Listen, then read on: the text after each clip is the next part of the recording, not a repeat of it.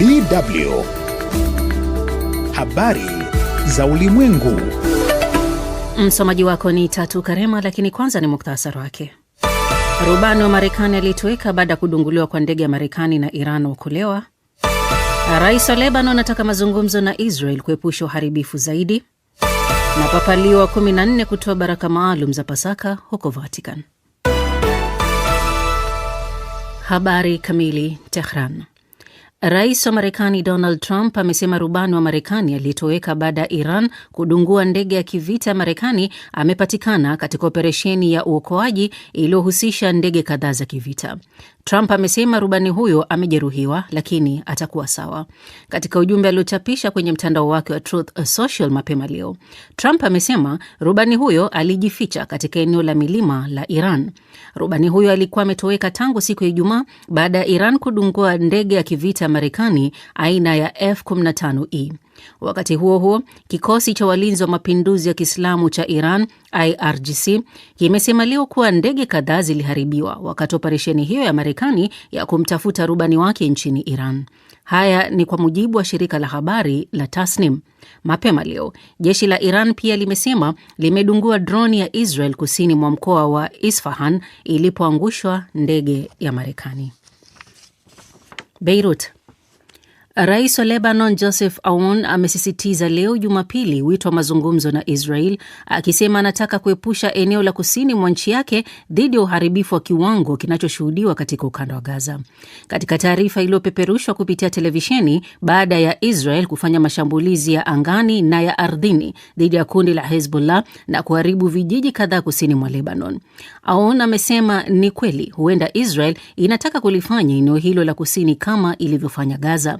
Ameongeza kusema Gaza iliharibiwa na zaidi ya watu 70,000 kuuawa na mwishowe ikaingia katika mazungumzo. Amesema anataka mazungumzo hayo ili kuokoa makazi ambayo bado hayajaribiwa. Istanbul. Rais wa Ukraine Volodymyr Zelensky ameelezea wasiwasi kwamba vita vya muda mrefu vya Marekani na Israel dhidi ya Iran vinaweza kupunguza zaidi msaada wa Marekani kwa Ukraine, huku vipaumbele vya kimataifa vya Washington vikibadilika na Kiev ikijiandaa kwa msaada mdogo wa makombora ya ulinzi wa anga aina ya Patriot yanayohitajika zaidi. Katika mahojiano na shirika la habari la AP jana Jumamosi mjini Istanbul nchini Uturuki, Zelensky alisema Ukraine inahitaji sana mifumo ya ulinzi wa anga ya Patriot iliyotengenezwa na Marekani ili kuisaidia kukabiliana na mashambulizi ya kila siku ya Urusi. Wakati huo huo, Ukraine imeharibu maeneo kadhaa ya Urusi katika mashambulizi mapya ya droni dhidi ya sekta ya mafuta ya nchi hiyo. Haya yamesemwa leo na maafisa nchini Urusi. Katika chapisho kwenye mtandao wa Telegram, gavana wa eneo la Nizhny Novgorod Gleb Nikitin amesema droni 30 za Ukraine zimedunguliwa. Nikitin ameongeza kuwa vifusi vilivyoanguka vilisababisha moto katika vituo viwili vya kampuni ya taifa ya mafuta huko Lukoil. Unaendelea kusikiliza taarifa hii ya habari za ulimwengu kutoka DW mjini Bonn. Rome. Kiongozi wa kanisa Katoliki duniani Papa Leo wa 14 ameongoza misa yake ya kwanza Pasaka kama papa kwa kutoa wito wa tumaini dhidi ya ghasia za vita inayoua na kuharibu, na kusema watu wanahitaji ujumbe huo wa matumaini kwa wakati huu ambapo migogoro inaenea kote ulimwenguni. Leo, papa wa kwanza mzaliwa wa Marekani, amehutubia waumini katika uwanja wa Mtakatifu Petro huko Vatican uliopambwa kwa mawaridi meupe ambapo maelfu ya waumini walikusanyika. Papa Leo aliwasihi waumini kudumisha matumaini mbele ya vifo vinavyonyemelea kupitia udhalimu, ubinafsi wa kibaguzi, katika ukandamizaji wa maskini na kutoajali wanyonge. Baadaye atatoa ujumbe maalum wa kitamaduni kwa wakazi wa Roma na dunia nzima unaojulikana kama Orbi et Orbi. Kulingana na mafundisho ya Biblia, Pasaka husherekewa kuadhimisha ufufuko wa Yesu Kristo. Hatimaye Abuja. Wanamgambo walivamia jana Jumamosi kituo cha polisi kaskazini mashariki mwa Nigeria na kuwaua polisi 4 na pia kulenga kambi ya watu waliokimbia makazi yao. Haya yamesemwa na jeshi nchini humo katika wakati ambapo nchi hiyo inakumbwa na ongezeko la ghasia za itikadi kali. Polisi inasema magaidi wanaoshukiwa kuwa wanachama wa kundi la Boko Haram ISWAP walishambulia makao makuu ya polisi ya tarafa ya Nganzai katika jaribio la kuteka mji huo ulioko chini ya umbali wa kilomita 100 kaskazini mwa Maiduguri, mji mkuu wa jimbo la Borno, kaskazini mashariki mwa nchi hiyo. Kundi lingine la wanamgambo itikadi kali lililenga lango la kambi inayohifadhi wakimbizi wa ndani huko Damasak, karibu na mpaka na Niger.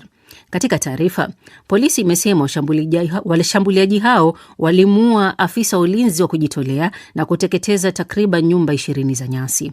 Imeongeza kuwa katika mashambulizi yote hayo mawili, polisi na wakazi walijitolea na kujibu haraka kukabiliana na washambuliaji hao. Nizhny Novgorod Gleb Nikitin amesema droni 30 za Ukraine zimedunguliwa. Nikitin ameongeza kuwa vifusi vilivyoanguka vilisababisha moto katika vituo viwili vya kampuni ya taifa ya mafuta huko Lukoil. Unaendelea kusikiliza taarifa hii ya habari za ulimwengu kutoka DW mjini Bonn. Roma. Kiongozi wa kanisa Katoliki duniani Papa Leo wa 14 ameongoza misa yake ya kwanza Pasaka kama papa kwa kutoa wito wa tumaini dhidi ya ghasia za vita inayoua na kuharibu, na kusema watu wanahitaji ujumbe huo wa matumaini kwa wakati huu ambapo migogoro inaenea kote ulimwenguni. Leo, papa wa kwanza mzaliwa Marekani, amehutubia waumini katika uwanja wa Mtakatifu Petro huko Vatican uliopambwa kwa mawaridi meupe ambapo maelfu ya waumini walikusanyika. Papa Leo aliwasihi waumini kudumisha matumaini mbele ya vifo vinavyonyemelea kupitia udhalimu, ubinafsi wa kibaguzi, katika ukandamizaji wa maskini na kutoajali wanyonge. Baadaye atatoa ujumbe maalum wa kitamaduni kwa wakazi wa Roma na dunia nzima unaojulikana kama Orbi et Orbi. Kulingana na mafundisho ya Biblia, Pasaka husherekewa kuadhimisha ufufuko wa Yesu Kristo. Hatimaye Abuja. Wanamgambo walivamia jana Jumamosi kituo cha polisi kaskazini mashariki mwa Nigeria na kuwaua polisi 4 na pia kulenga kambi ya watu waliokimbia makazi yao. Haya yamesemwa na jeshi nchini humo katika wakati ambapo nchi hiyo inakumbwa na ongezeko la ghasia za itikadi kali. Polisi inasema magaidi wanaoshukiwa kuwa wanachama wa kundi la Boko Haram ISWAP walishambulia makao makuu ya polisi ya tarafa ya Nganzai katika jaribio la kuteka mji huo ulioko chini ya umbali wa kilomita 100 kaskazini mwa Maiduguri, mji mkuu wa jimbo la Borno, kaskazini mashariki mwa nchi hiyo.